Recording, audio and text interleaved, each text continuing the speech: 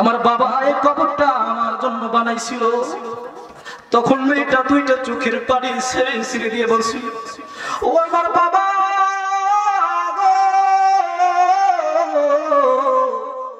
তোমার কাছে দুইটা পা ধরে আমি ভিক্ষা চাই, আমার জীবনটারে ভিক্ষা দাও বাবা, আমার জীবনটারে তুমি ভিক্ষা দাও। আমি বুঝি নাই তুমি আমার জন্য গর্ত করছো। হে বাবা, আমার কি অপরাধ ছিল, কিসের কারণে তুমি আমার কূপের ভিতরে ফেলাইয়া দিলা? আব্বু আমার এবারের মতো একটু বাঁচায় দাও, যদি বাঁচায় দাও কোনদিন আর তোমার আব্বু বলবো না। তোমার আব্বু বলার কারণে দুনিয়ার মানুষ তোমার টিটকারি করার জন্য তুমি আমার কবর দাও। ও আব্বু আমি কথা দিলাম একটু আমারে বাঁচায় দাও, আমার জান্নাত ভিক্ষা চাই। যখন তুমি আমারে বাঁচায় দিবা, আমার দুই নয়ন যেদিকে যাইবে সেদিকে আমি চলে যাব, আমি কোনদিন আর এই এলাকায় থাকবো না। দাহিয়াতুল কালবি বলেন, নবী কিন্তু আমার সন্তানের এই অনিয়ে বিনিয়ে করে কথা বলতে 15 বছর পর আল্লাহ তার একটা পুত্র সন্তান দিছে। সুবহানাল্লাহ বলেন না? 15 বছর পর, একটা দুইটা বছর নয় রে বাবা, এই 15টা বছর তিনি অনুভব করছে সন্তান কেমন জিনিস, সন্তানের মায়াটা কেমন। তার ভিতরে কিন্তু আশা ছিল, আল্লাহ ছেলে দাও আর মেয়ে দাও তাতেই আমি খুশি। এর জন্য কন্যা সন্তান হলে বেজার হবে না। কন্যা সন্তান আল্লাহর তরফ থেকে দেয়া, ওই সাবজেক্টে যাব না, যে আলোচনা আমি এটা করি শেষ হবে।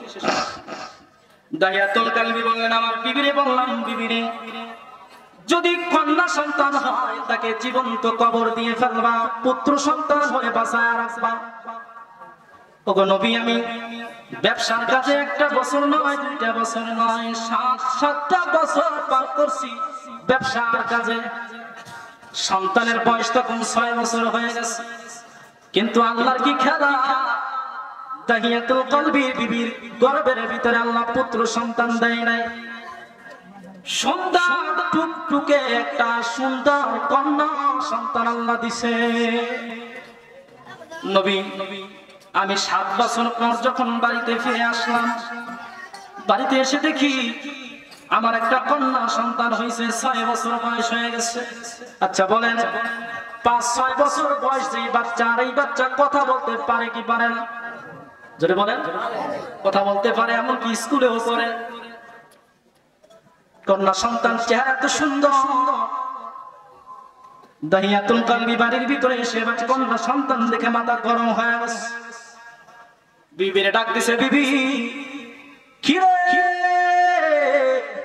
তোরে না বলেছিলাম পুত্র সন্তান হলে তুই তাকে বাঁচায় রাখবি, আর কন্যা সন্তান হলে তাকে দাফন করে দিবি, জীবন্ত কবর দিয়া দিবি, বাঁচায় রাখছো কেন? দাহিয়াতুল কালবির বিবি 2টা চোখের পানি ছেড়ে ছেড়ে দিয়ে বলে, ও স্বামী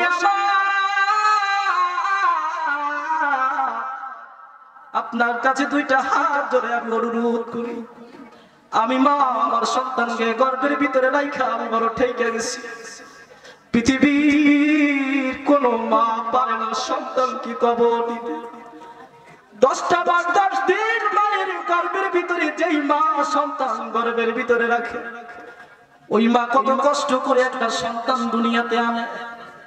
অনেক জায়গায় সন্তানটা আসার পর দেখা যায় সন্তান মারা যায়। অনেক জায়গায় দেখবেন মা পাগল করা হয়ে যায়, পাগল হয়ে যায় সন্তানের মায়া। ওগো স্বামী আমি মা গর্ভের ভিতরে আমার সন্তান রেখে আমি বড় ঠেকে গেছি। আমার সন্তানের চেহারার দিকে তাকাইলে আমার মায়া লাগে গো স্বামী।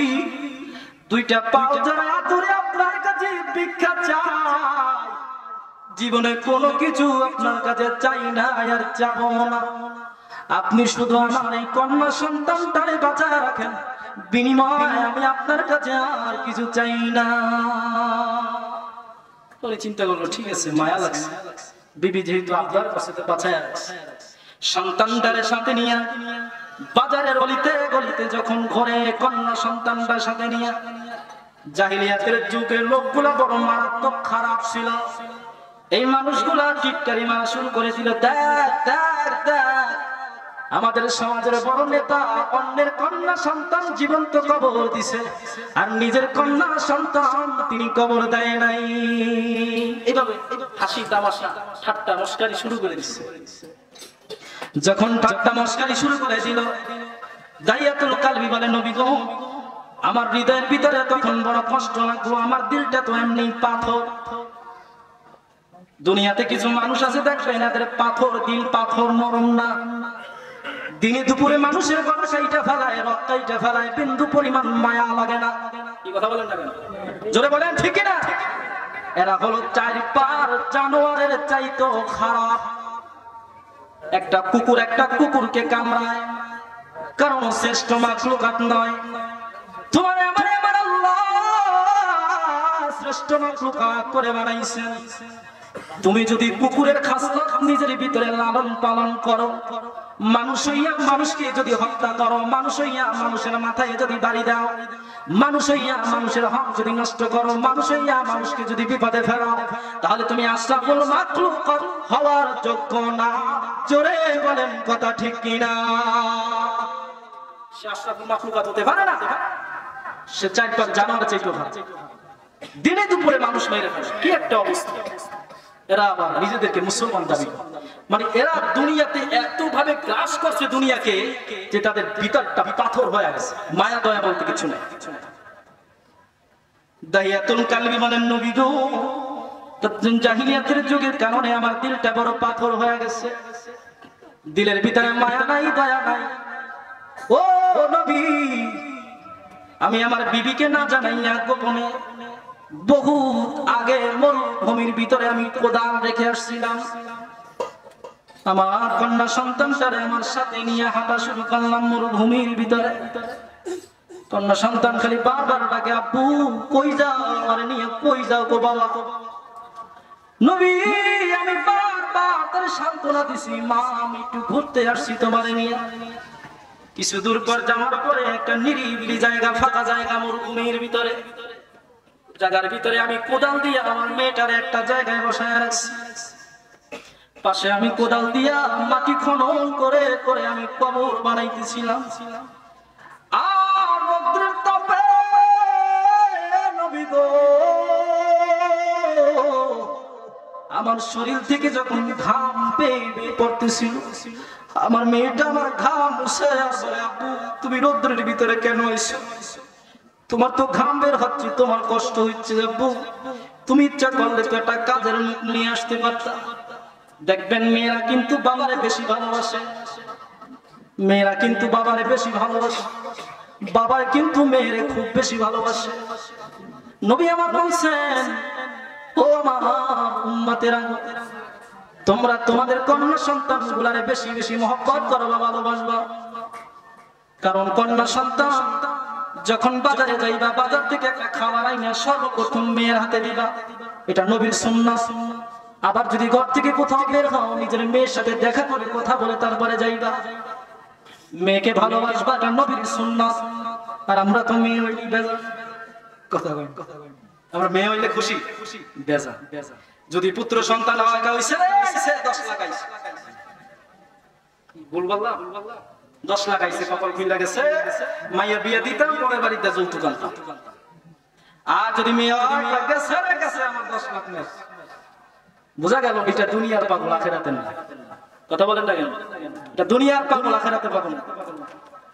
নবী আমার বললেন, সাহাবী দাহিয়া ডাক দিয়ে বললেন, নবী আমার কন্যা সন্তানটা আমার ঘামগুলো মুছে মুছে দেখায়, আব্বু তোমার বড় কষ্ট হয়। ও বাবা, তুমি কেন রৌদ্রের ভিতরে কষ্ট করো? আগে থেকে তো একটা কাজের লোক আনতে পারতা। আব্বু, দাহিয়াতুল কালবি কয়, নবী তখন আমার দিলের ভিতরে মায়া লাগে নাই, দিল নরম হয় নাই।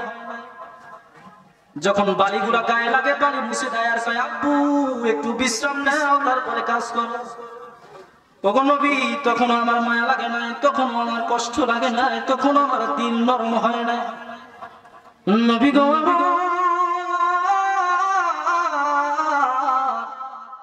এরপরে যখন কৌতুকত করা খনন করা সম্পূর্ণ হয়ে গেল, ওই মুহূর্তে আমার কন্যা সন্তানটারে নিয়ে একটা ধাক্কা মেরে কূপের ভিতরে আমি ফেলাই দিছি। তখন আমার মেয়ে বুঝছে এই কূপ আমি কিসের জন্য বানাইছি। তখন মেয়ে বুঝছে আমার বাবা এই কবরটা আমার জন্য বানাইছিল। তখন মেয়েটা দুইটা চোখের পানি ছেড়ে ছেড়ে দিয়ে বলছিল, ও আমার বাবা,